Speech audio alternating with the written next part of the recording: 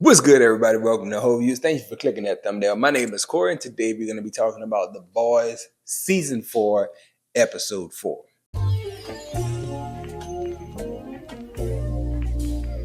I'm not going to be doing a full breakdown for the episode, but I did want to talk about three things that stood out to me, just things that I really enjoyed. So when we look at the first thing, it's Sister Sage. I really like Sister Sage in the way that she plays things. I understand that this show is scripted as well, and so you got to give a lot of credit to the writers and the performers that get the scripts in front of them. But when I look at Sister Sage and that line that Firecracker delivered when she said, "I thought you were uppity, but you're one of the good ones," I was like, oh man, she letting her just get away with that line. Like, it's so weird that you just gonna let that roll right off your back. Me as an audience member, not realizing that there has to be some type of plan in place. This person has been shown to have pride in the way she carries herself. She's not gonna let somebody just talk to her any kind of way like that. And so it was so cool to see one Starlight finally attack and beat the brakes off of Firecracker, but also really cool to see Sister Sage let her have that little one of the good ones backhanded compliment moment just so she could get her get back on the back end when she knew Starlight would have that reaction, and she knew that Starlight's reaction would keep the plan in place. Sister Sage is serving Vought, she's serving Homelander's agenda, and at the same time, she's getting her get back on Firecracker, who had that little snide remark.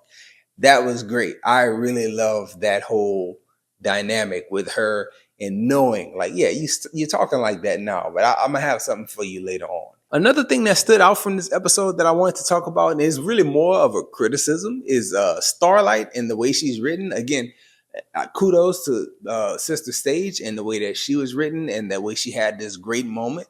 But then at the same time, you look at Starlight, and I feel like the writers of the show have taken away some of the intelligence of Starlight and the boys when we come to the idea of using leverage. This show is all based on who has the leverage in which situation. When Butcher and MM approach Firecracker with the whole, "We got your charges and we gonna bring them up," Firecracker did what I expected Starlight to do several episodes ago. She got out in front of it. She said, "I'm opposing myself, and then I'm gonna come out and confess to it myself, and I'm gonna spin it." And like, that's genius. That's the way you expect these characters to roll in this world that you've created. And so I say all that because I think back to the first three episodes, and I looked at Starlight, and Starlight got a confession out of Firecracker. "Why do you hate me?" And then she goes into what you did to me as a teen. And my first thought was, okay, Annie, like, why don't you take this information and get on screen and confess how you used to be, how you've grown, how you've changed, and like, you can delegitimize everything that Firecracker is saying about you because you're putting out her real vendetta against you in that moment. But Annie didn't do that. The boys didn't take that information and use it and do that. And Annie even lies about it to Butcher later. And it's like, man, I really wish they would have like used what I thought was common sense for these characters in this world and have Starlight get out in front of Firecracker and just basically delegitimize everything, all the claims that she makes about her. She's holding a grudge, and you admitting to being the wrong person in that moment. It would have been cool. I thought it would have been smart. And it just didn't happen. But Firecracker does it in a situation where I feel like she's not as savvy and she's not as smart as the boys or as Starlight. So I don't know. I didn't really care for the way they wasted that moment with Starlight, but then had Firecracker take the same initiative, writing wise. The third thing I want to discuss is the deviation from the comic book storylines. And so the last video I made had a lot of views and a lot of comments. And one of the comments that I got into with the guy, we were talking about the show kind of running out of steam. I don't really feel that way. He did. And he was like, they need to get to the White House storyline. And like, I don't think that storyline from the comics, if you know of them, is going to be used here in this show. I just don't see it being executed in a similar fashion. But that's not even the point that I wanted to bring up when talking about this particular episode. So I don't know every issue of the comics. I just know the way they were written. I've seen a few panels on different videos. I've seen the way characters are characterized in the comics versus the show. Like the Deep is really mature and like moral on the comics, but he's the total opposite in the show.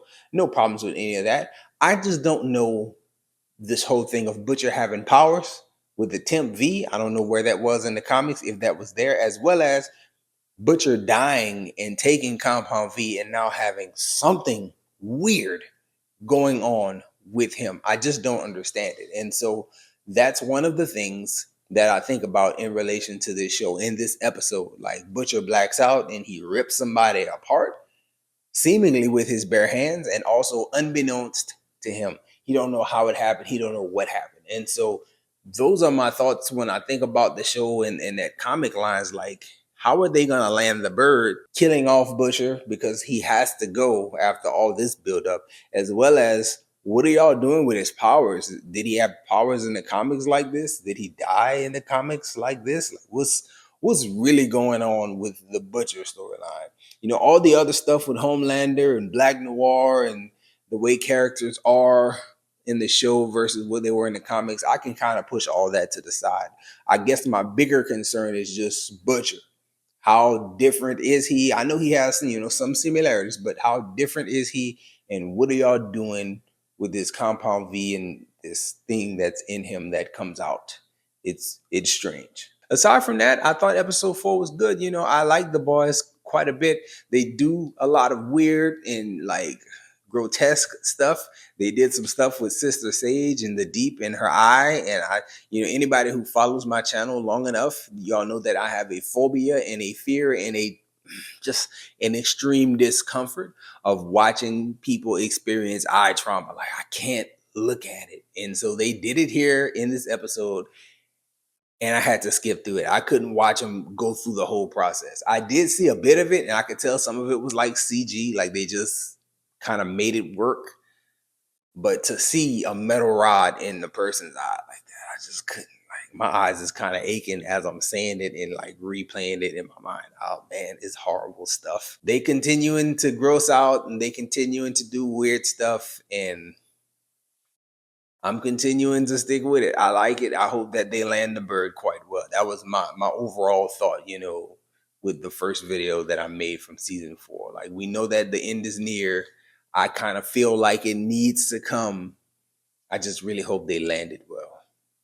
But those are all my thoughts on episode 4. Let me know your thoughts on episode 4 if you choose to do so in the comment section. And I appreciate all the views, all the comments, likes, and dislikes alike. That's all we got for this one, y'all. Enjoy yourself, guard your heart, and go watch something good.